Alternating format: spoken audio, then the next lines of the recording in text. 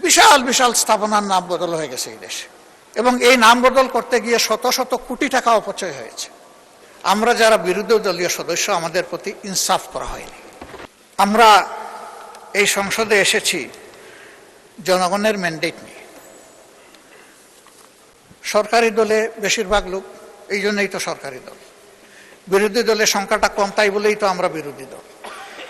কিন্তু সবাই জনগণের নির্বাচিত প্রতিনিধি। দুটা জিনিস এখানে আমরা গভীর উদ্বেগ, বিস্ময় এবং কষ্টের সাথে লক্ষ্য করছি।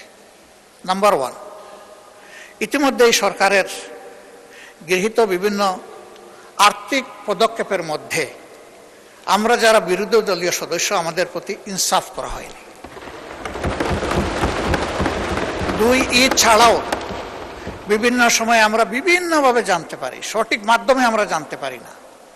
শেষ মুহূর্তে গিয়ে তাড়াহুড়া করে আমাদেরকে কিছু দেওয়া হয়।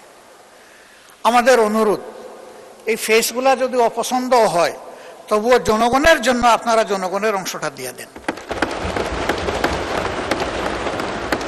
আমাদের কারণে আমাদের আসনগুলোতে জনগণ যেন বঞ্চিত না হয়।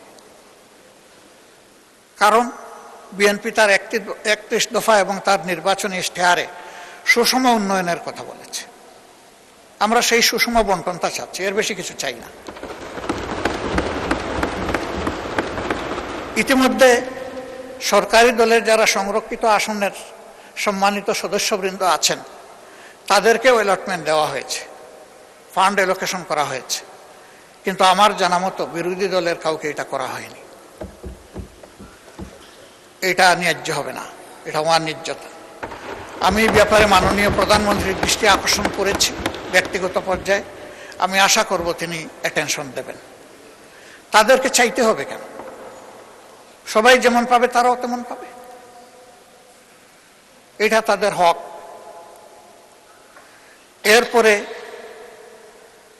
এই জাতীয় সংসদে একই সাথে আমরা আরো 50 জন সংসদ সদস্যকে পেয়েছি সংরক্ষিত আসনে। আমরা তাদেরকে প্রথম দিনে অভিনন্দিত করেছি। আমরা একসাথে সবাই মিলেই দেশটা গড়তে চাই। কিন্তু আমরা লক্ষ্য করলাম বিরোধী দলের এমপিরা যে সমস্ত আসনে আছেন, সেখানে সরকারি দলের সংরক্ষিত আসনের সদস্যদেরকে অধিকতর দায়িত্ব দেওয়া হয়েছে। এইটা কি আমি বুঝলাম। আমাদের সাথে তো কোনো আলোচনা করা হয়নি। অবশ্যই তারা ভূমিকা পালন করবেন, তাদের ক্ষেত্র থাকতে হবে। তারা এক একজন 6টা করে আসনের প্রপোর্শনেটলি এসেছেন, 6 জায়গার তারা প্রতিনিধিত্ব করবেন, কোনো সমস্যা নেই। সেটা তো একটা আলাপ আলোচনার ভিত্তিতে হতে পারত। আমাদেরকে আমাদের প্রাপ্যের বেশি তো আর আসন দেওয়া হয়নি। আমরা যে 13টা পাওয়ার কথা, সেই 13টাই পেয়েছি। আমাদের আসনগুলোতে এই 13 জনকে যদি আমরা কাজে লাগাই, আমাদের সমন্বয় সহযোগিতাটা হবে ওয়ান্ডারফুল। এখানে কোনো কনফ্লিক্ট হবে না, ফ্রিকশন হবে না। কিন্তু যদি আমাদের লোকদেরকে দেই সরকারি দলের ওখানে সদস্যরা যারা আছে, আর সরকারি দলের সদস্যরা যদি করেন আমাদের এইখানে, কনফ্লিক্ট হবে, হচ্ছে, তৈরি হয়ে গেছে। এই সংসদে যখন এই কনসার্নটা আনা হয়েছে, তখন একজন সম্মানিত মাননীয় মন্ত্রী বলেছেন যে ওই রকম কোনো অ্যারেঞ্জমেন্ট করা হয়নি। কিন্তু এই সংসদেই দাঁড়িয়ে একজন সংসদ সদস্য সংরক্ষিত আসনের তিনি বলেছেন যে আমার অধিকতর দায়িত্ব এই জেলায় আমি পালন করে এসেছি। এখানে দুইটা বক্তব্য মিলছে না এবং বাস্তবে তাই দেখছি। আমার আরেকটা অনুরোধ, রাষ্ট্রের ট্রেজারির প্রত্যেকটা টাকা সরকারের কাছে, এই পার্লামেন্টের কাছে আমানত।